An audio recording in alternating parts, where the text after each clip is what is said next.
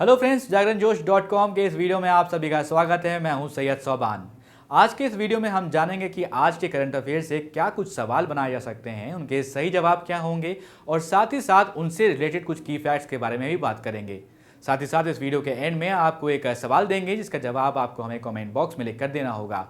तो चलिए शुरू करते हैं पहले सवाल के साथ। हाल ही में किस भारतीय पहलवान ने टोक्यो ओलंपिक में 57 किलोग्राम फ्री स्टाइल वर्ग में रजत पदक जीत लिया? इसका जवाब है इसका रवि कुमार दहिया, ऑप्शन ए। तो रवि कुमार दहिया ने एक पदक जीत लिया है। भारतीय पहलवान रवि कुमार दहिया ने शानदार प्रदर्शन करते हुए रजत पदक अपने नाम किया था। 5 अगस्त 2021 को 57 किलोग्राम फ्री स्टाइल वर्ग में के जो फाइनल में रवि दहिया को दूसरी वरीय रूस ओलंपिक समिति के पहलवान जावुर युगएव ने 7-4 से मात दी। गौरतलब है कि ओलंपिक में सिर्फ अभिनव बिंद्रा ही व्यक्तिगत स्पर्धा में अब तक भारत के लिए गोल्ड जीत पाए हैं। अभिनव बिंद्रा ने बीजिंग ओलंपिक 2008 के 10 मीटर एयर राइफल स्पर्धा में ये सुनहरी उपलब्धि हासिल की थी। बढ़ते हैं अगले सवाल पर। मोटोजीपी इंडिया के लिए कंपनी ने निम्न में से किस अभिनेता को अपना ब्रांड एम्बेसडर बनाया है? तो इसका जो सही जवाब है वो है जॉन अब्राहम। तो यूरो स्पोर्ट्स इंडिया और डिस्कवरी प्लस ने मोटर स्पोर्ट्स प्रोग्रामिंग में अपनी स्थिति को और मजबूत करने के लिए अपनी मोटर स्पोर्ट प्रॉपर्टी मोटो जीपी के लिए मशहूर अभिनेता अब जॉन अब्राहम जो हैं उनको अपना इंडिया एम्बेसडर बनाया है। जॉन खुद भी मोटो जीपी के एक फ़ैन रहे हैं और अब वो यूरो स्पोर्ट्स के कैंपेन के ज़रिए भारत में बड़ी संख्या में दर्शकों तक मोटो जीपी का प्रचार करते हुए आपको दिखाई देंगे। इस वीडियो में आगे बढ़ने से पहले एक इन्फॉर्मेशन, हमारी वेबसाइट जागरणजोश.com पर अगर आप करंट अफेयर्स पढ़ना चाहते हैं तो आपको अपने ब्राउजर में टाइप करना है www.jagranjosh.com, जिसके बाद आपको हमारी वेबसाइट का होम पेज नजर आएगा। इसके बाद आपको करंट अफेयर्स के टैब पर जाना है। जब आप करंट अफेयर्स टैब पर क्लिक करेंगे तो आपको कुछ इस तरह से पेज नजर आएगा। अगर आप कैटेगरी वाइज करंट अफेयर्स पढ़ना चाहते हैं तो आप अपनी पसंद के हिसाब से कोई भी कैटेगरी चूज कर सकते हैं, जिसमें latest, national, international, sports, technology और इकोनॉमी जैसी कैटेगरीज मौजूद हैं। बढ़ते हैं अपने नेक्स्ट क्वेश्चन पे। क्वेश्चन है कि अमेरिका ने चीन के साथ बढ़ते तनाव के बीच किस देश को पहली बार हथियार बेचने को मंजूरी दी है? सही जवाब ऑप्शन डी, ताइवान। तो अमेरिका ने चीन के साथ बढ़ते तनाव के बीच में ताइवान को पहली बार हथियार बेचने को मंजूरी दे दी है। अमेरिकी विदेश विभाग ने ताइवान को 750 अरब डॉलर के हथियार समझौते की मंजूरी दी है। ताइवान के विदेश मंत्रालय ने यह कहा है कि ये जो फैसला लिया गया है वो अमेरिकी सरकार की ताइवान के प्रति प्रतिबद्धता को दर्शाता है और अमेरिका ने ये फैसला ऐसे समय में किया है जब चीन और ताइवान के बीच में काफ़ी ज़्यादा तनाव बढ़ रहा है।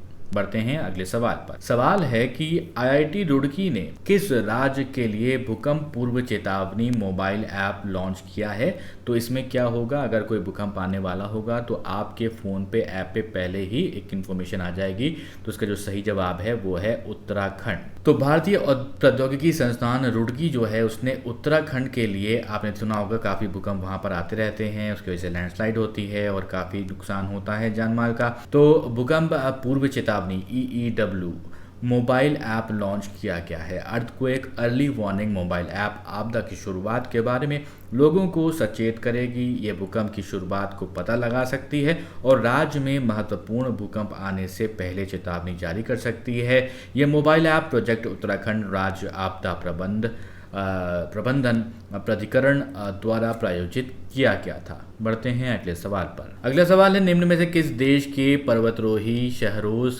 काशिफ दुनिया की दूसरी सबसे ऊंची चोटी K2 के शिखर पर पहुंचने वाले दुनिया के सबसे कम उम्र के व्यक्ति बन गए? सही जवाब ऑप्शन बी, पाकिस्तान। तो आपको बता दें पाकिस्तान के जो माउंटेनियर हैं शहरोज काशिफ, वो दुनिया की दूसरी सबसे ऊंची चोटी K2 के शिखर पर पहुंचने वाले दुनिया के सबसे कम उम्र के व्यक्ति बने हैं। लाहौर के शहरोज काशिफ ने बोतल बंद ऑक्सीजन की मदद से 8,611 मीटर ऊंची चोटी को फतह करने की उपलब्धि भी हासिल की है। शहरोज़ काशिफ से पहले महान पर्वतारोही मोहम्मद अली सतपारा के बेटे साजिद सतपारा 20 साल की उम्र में K2 पर चढ़ने वाले सबसे कम उम्र के व्यक्ति थे, लेकिन अब शहरोज़ काशिफ ने 17 साल की उम्र में दुनिया के 12वें सबसे ऊंचे पर्वत जो कि 8047 मीटर चौड़ी चोटी को भी फतह किया था। बढ़ते हैं अगले सवाल पर। सवाल है कि आर्थिक मामलों की मंत्रिमंडलीय समिति ने स्कूली शिक्षा के लिए समग्र शिक्षा योजना को जो है वो अगले कितने वर्षों तक जारी रखने की मंजूरी दी है? तो सही जवाब है ऑप्शन डी, 5 वर्ष। तो आर्थिक मामलों की मंत्रिमंडलीय समिति ने स्कूली शिक्षा के लिए समग्र शिक्षा योजना जो है उसको अगले 5 वर्षों तक जारी रखने की मंजूरी दी है। शिक्षा मंत्री धर्मेंद्र प्रधान के अनुसार ये योजना 1 अप्रैल 2021 से 31 मार्च 2026 तक जारी रहेगी। ये योजना शिक्षक और प्रौद्योगिकी पर केंद्रित करके स्कूली शिक्षा की गुणवत्ता में सुधार लाने पर जोर देती है। बढ़ते हैं अपने अगले सवाल पर। हाल ही में किस मंत्रालय ने ई जेल परियोजना के लिए राज्यों और केंद्र शासित प्रदेशों को 99.49 करोड़ रुपीस की वित्तीय जो है हेल्प दी है? तो सही जवाब है ऑप्शन ए, गृह मंत्रालय ने किया है ऐसा। गृह मंत्रालय ने ई जेल परियोजना के लिए राज्यों और केंद्र शासित प्रदेशों को 99.49 करोड़ रुपीस की वित्तीय सहायता प्रदान की है। इस परियोजना का उद्देश्य देश की जेलों के कामकाज का कंप्यूटरीकरण करना है। इसे सभी राज्यों और जो यूनियन टेरिटरीज हैं वहां पर लागू कर दिया गया है। ई जेल एप्लीकेशन को राष्ट्रीय सूचना विज्ञान केंद्र, इलेक्ट्रॉनिक्स और IT मंत्रालय द्वारा विकसित किया गया है। तो अब वो सवाल जिसका जवाब हमने आपसे पिछले वीडियो में पूछा, किस देश ने 4 अगस्त 2021 को इस बात पर जोर दिया कि दक्षिण चीन सागर पर आचार संहिता पूरी तरह से प्रासंगिक संयुक्त राष्ट्र संधि के अनुरूप होना चाहिए?